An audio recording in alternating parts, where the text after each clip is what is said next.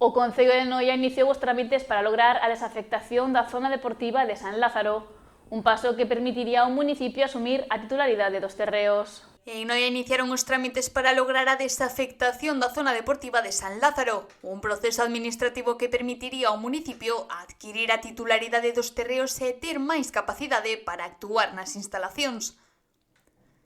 Actualmente, o recinto pertence ao dominio de Costas do Estado e o seu uso depende de autorizacións periódicas, unha situación que limita as actuacións municipais e que o goberno local quere cambiar.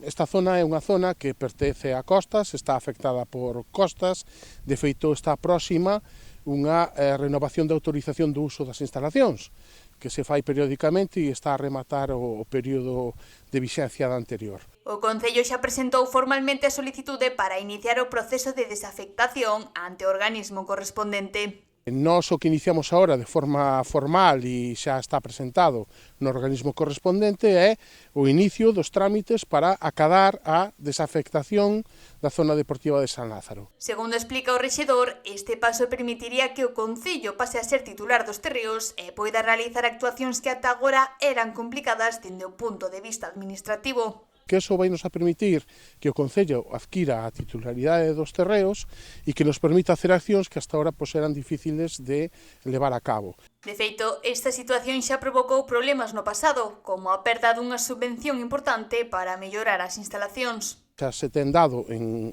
anteriores ocasións, como cando se perdeu a subvención da Diputación de casi 250.000 euros para realizar unha grada nova respecto do campo de césped artificial, non?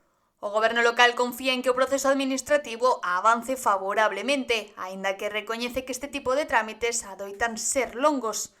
Dende o Concello consideran que este trámite é clave para poder seguir mellorando as instalacións deportivas de San Lázaro e resolver algunhas das deficiencias existentes.